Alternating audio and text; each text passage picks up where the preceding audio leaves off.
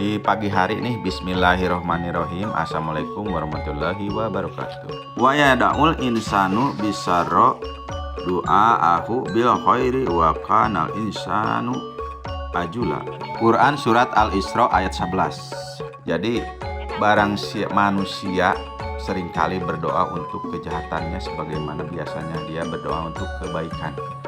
Jadi kecenderungan itu kalau manusia itu meskipun mau berbuat jahat, contohnya misalkan mau bermaling gitu nya, tetep nggak doa gitu guys. Padahal eta teh salah di mana ya berbuat kejahatan minta salamet ka Gusti. Ya itu kecenderungan itu ada di dalam Al-Qur'an guys. Ya ini posisi saya mau mengambil judul memandikan domba atau membawa anak bermain. Nah ini posisinya di kebun Arjeta Farm guys. Arjeta teh anak saya yang ini nih, yang saya bawa ini anak nomor ketiga dari 5 anak saya guys. Yang ke-1 itu namanya Lira Marsal, yang kedua Tirani Naira, yang ketiga Arjeta Manson yang ini guys, yang 2 lagi Nadinda Asahi, yang 1 lagi ya udah mendahului alias sudah meninggal guys. Baik ini ada itu peneliti begitu ya yang membuat manusia panjang umur ya, di samping milik nati Allahnya udah ditentukan, yang membuat manusia panjang umur adalah kebahagiaan guys. Dan yang membuat manusia pendek umur adalah stres.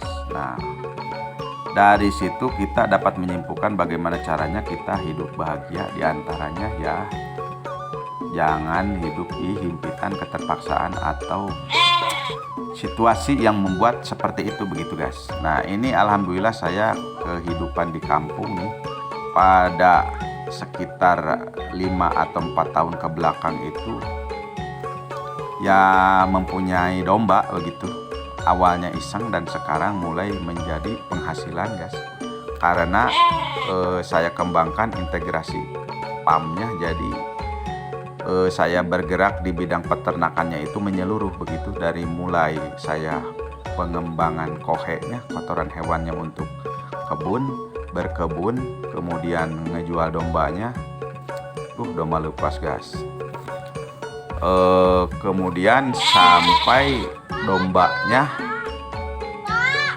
bibit-bibit rumput dan setekan-setekan dan sebagainya saya kondisikan untuk menghasilkan uang gitu guys.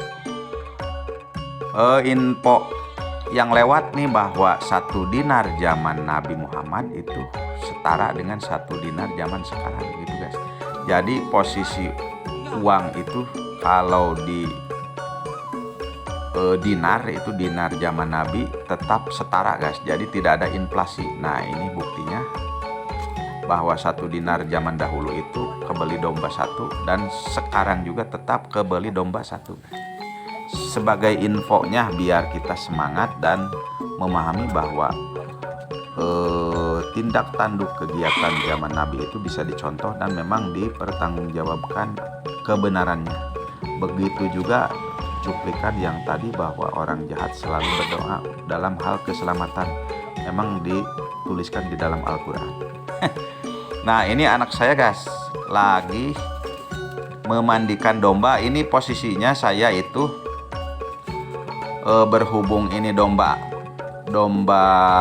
baru masuk kandang, ambil paroan itu ya yang di Panerisan. Saya kemarin ngambil 3 ekor dan disimpan di bang pakan saya. Ini sebenarnya ini bang pakan, tetapi udah ada kandang dan saya tidak isi karena sistem keamanannya guys. Jadi di sini teh kan tidak ada orang, ya otomatis merenan lah pencuri teh tinggal mau saja ngambil. Jadi saya mikir-mikir kapan ini mau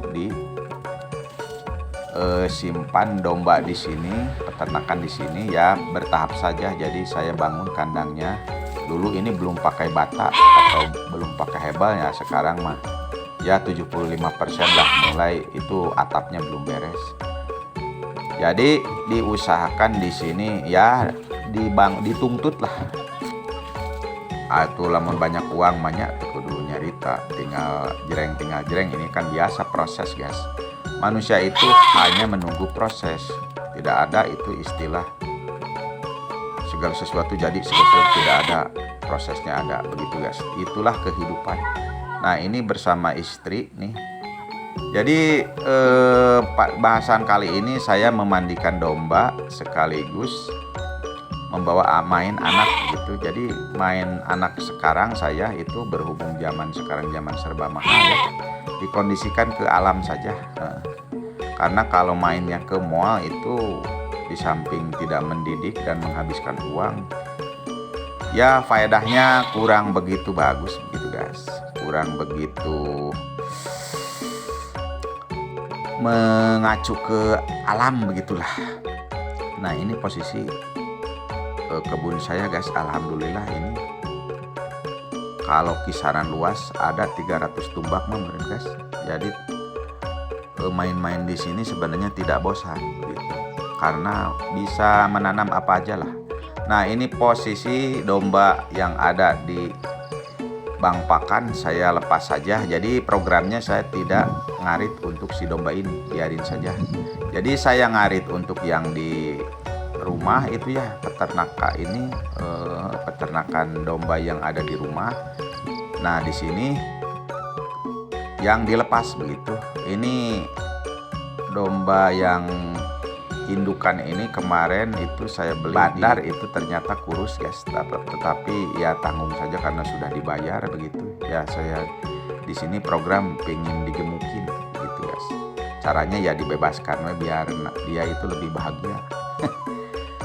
Kegiatannya tetap ngambil rumput, kemudian tetap ada pesanan-pesanan, alhamdulillah ada ini guys. Jadi di sini saya diintegrasikan di mana saya nanam bibit-bibit pohon ini dari mulai jenis-jenis alpukat, jeruk, nangka, belimbing.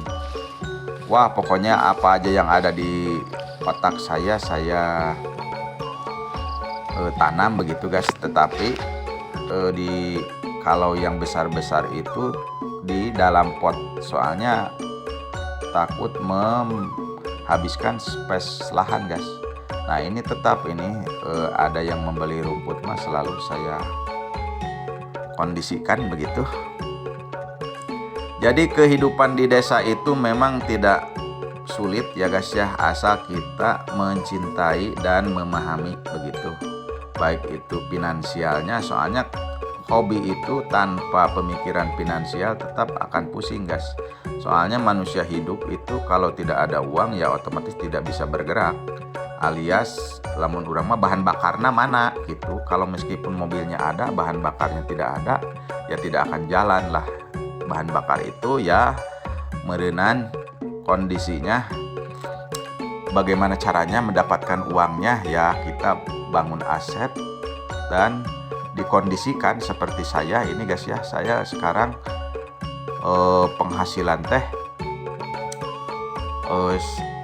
udah ada 5 macam guys.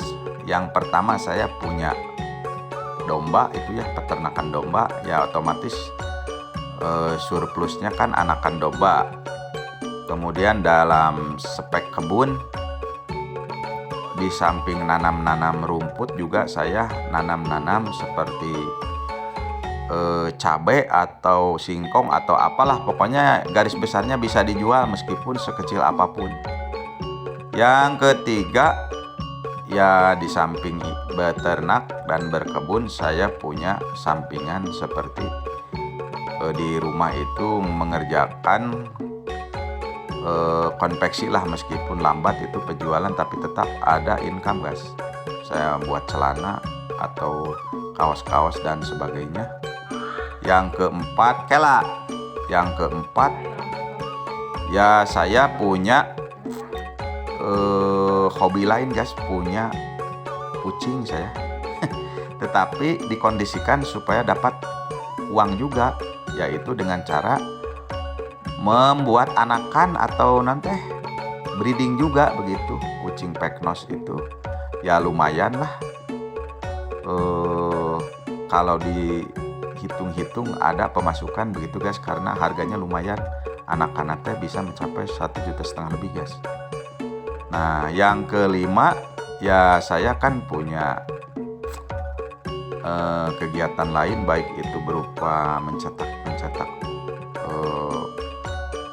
percetakan itu ya, dulu itu peninggalan pekerjaan dulu.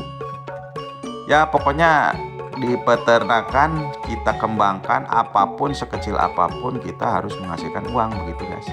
Nah tetapi dengan cara ya santai saja menjalani kehidupan di desa, mudah-mudahan barokah. Tetapi sekarang saya pol-polan itu mulai menggeser semuanya bahwa peternakan semakin kuat guys, karena anakan mulai bermunculan gitu. Di baru 15 ekor indukan saja hampir tiap bulan itu ada kelahiran. Dan sekarang juga alhamdulillah ini kalau mau dijual mah ini udah ada 7 ekor guys. Kalau 7 ekor itu kalau dijual ya kalau murahnya 600, itu 7 kali 6 kan udah 4 juta. Nah ini udah menjadi tabungan guys, soalnya disimpan tetap semakin mahal, dijual juga sekarang udah ada harga. Nah kalau ada uang segitu ya mungkin kita, dan barokahnya ini guys, sejak saya ternak itu saya bisa beres rumah, atau ya ngomean rumah, beli kendaraan atau apapun itu ya, beli sanyo dan sebagainya itu dari peternakan gitu guys khususnya. Ya segitu dulu mudah-mudahan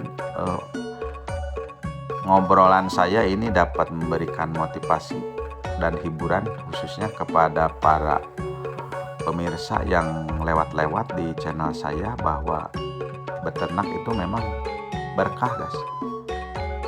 Penghasilan boleh sederhana, tetapi kalau digaris besarkan kita memahami caranya ya tidak kecil juga, lumayan lah. Assalamualaikum warahmatullahi wabarakatuh.